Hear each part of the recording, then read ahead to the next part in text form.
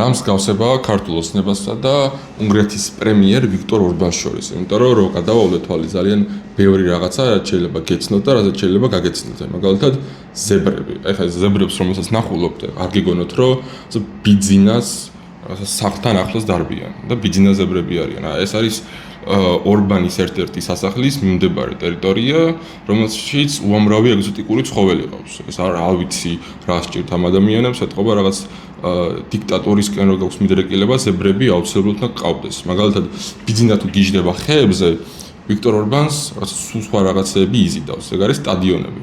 მისი სასახლის გვერდით აქვს უზარმაზარი სტადიონი აშენებული, არდა სოფელი, რომელიც იქვე მდებარეობს, ცხოვრობს 22,000 კაცი. და ეს სტადიონი არის 100,000 კაცისთვის. ანუ უბრალოდ მაცხოვრებელი, იმ შემცვლელი ადამიანი არ არის, უბრალოდ ვიქტორ ორბანს ძალიან უყვარს სტადიონები და ამ სტადიონებში იხდის მილიარდებს მთელი უნგრეთის მასშტაბით. მილიარდებს იხდის მაშინ, როცა ასე კორუფცია, მაშინ როცა ხალხი შიმშილობს, მაშინ როცა ჯანდაცვის საშინო მდგომარეობაშია, განათლების სისტემა საშინო მდგომარეობაშია, ეს კაცი ხალხის ფულს იღებს და ხარჯავს სტადიონებში. რაღაც მსგავსება ხო არ გახსენდებათ, მაგალითად, ბიძინა ივანიშვილში, რომელსაც პრიორიტეტად თუ რამე აქვს არჩეული და ეს იყო მისი ფულები, მისი ქონება, მისი კეთილდღეობა და მისი ხეები და ხეებს გადააყოლა ძალიან ბევრი რაღაც, ხო, რაღაც სოფლები აიღეს რა, პრაქტიკულად გზები გაჭრეს, რაღაც ზოგი დაფრინავდა, ზოგი ხე, ზოგი დაცურავდა, ყველაფერი გააკეთა იმისთვის, რომ საკუთარი ეს გულისჭია გაეხარებინა და ვის ხარჯზე და რის ხარჯზე, ქართველი ხალხის ხარჯზე. ხო, კორუფციის დონე რაც ვახსენე, უნგრეთი გახდა და მოახერხა ორბანმა ის, რომ ევროკავშირში ყველაზე კორუფციაში ჩაძირული ქვეყანა ყოფილიყო. მაგას მოხერხება სჭირდება და ორბანმა ეგ ყველაფერი გააკეთა. ერთ-ერთი ყველაზე კაი მაგალითი, რაც შეიძლება მოვიყვანოთ ამათ და ორბანს შორის არის ის, რომ ორბანი წარსულს რო გადახედო, ხა ხო ამბობენ, რომ ძალიან პატრიოტი და ძალიან უნგრელი და ძალიან ისეთი კაცია.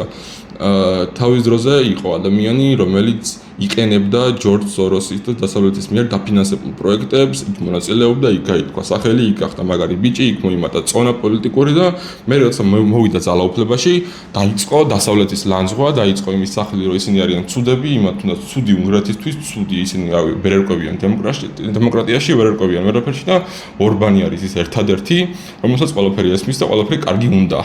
ესეც ძალიან ნაცნობი რაღაცაა, განსაკუთრებით მაშინ, როცა საქართველოში ყავს პირობითად პაპუაშვილი, რომელიც მგონი 15 წელი იყო გერმანულ NGO-ში, ანუ არასამთავრობო ორგანიზაციაში, ყავს კობახიძე, რომელიც ასევე სოროსის ფონდში მუშაობდა და USAID-თან ჰქონდა რაღაც ტიპის კონტაქტები და ეგ ადამიანები დღეს გამოდიან და ამბობენ, რომლებიც იქ ჭამდნენ, დასავლეთის ფულებს ჭამდნენ და იმით გაიწყეს ყველაფერი, დღეს გამოდიან და ხალხის ფულს ჭამენ, ახლა გვეუბნებიან, რომ თურმე ისინი რომ ამბობენ, რომ ფულის ჭამა არის არასწორი, ან დემოკრატია უნდა ქონდეს ქვეყანაში, არიან ცუდები. რაღაც ბევრი მაგალითის პოვნა შეიძლება და სხვადასხვა ეგ ხალხი ჩემნაირ 20 წლის სტუდენტებს ეძახიან, რომ ვართ აგენტები, თურმე იმის გამო, რომ მაგალითად მე მინდა ეს უნივერსიტეტი, რომელშიც ვარ, უბრალოდ არ დაანგრიონ და არ გაყიდონ და ნორმალური განათლება მქონდეს, ან ნორმალური ქვეყანა იყოს და ხალხი არ გარბოდეს ქვეყნიდან. როგორც მაგალითად გარბიან ადამიანები უნგრეთიდან, იმიტომ რომ სამსახურები იქ ნორმალური არ არის და მაღალკვალიფიცირებული პროფესორები უბრალოდ გადიან იმ ქვეყნიდან, რომ ევროკავშირის სხვა ქვეყანაში იპოვონ უკეთესი სამსახური. რაღაც ისევ საქართველოს ხარ გახსენდებათ, რომ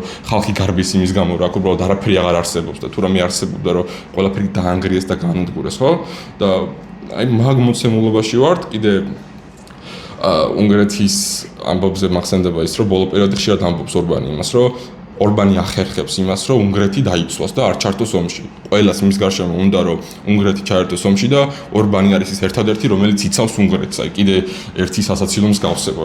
უბრალოდ რო ლაპარაკობ, ან უნგრელი ვიღაცისგან რო გესმის რა ხდება მის ქვეყანაში, უბრალოდ გეცინება, მიუხედავად იმისა, რომ საშინელ რაღაცებს გიყვება, გეცინება, იმიტომ რომ ერთ-ერთი ყველაფერი რაც ჩემ ქვეყანაშია, ხდება იგივე უნგრეთში.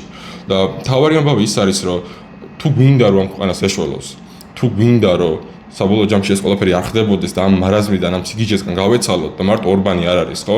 ქართული ოცნება თუ ვინმეს იწონებს და ვინმეს ხელს ართმევს და თუ ვინმეს ამ მეგობრობა უნდა არის, ეგეთი ორბანი ირანს მისტერიან, ხედავთ ბოლო პერიოდში რა ხდება და უბრალოდ რომ ანძა ანთეს ირანის ფერებში, მაშინ როცა ტერორისტები არიან და ხალხს ხოცავენ, ხო?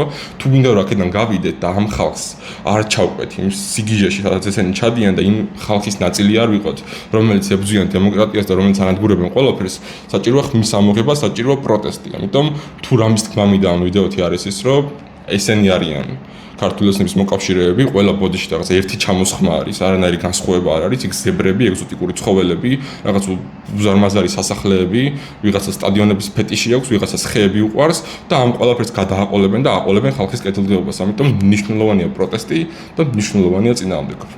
მადლობა.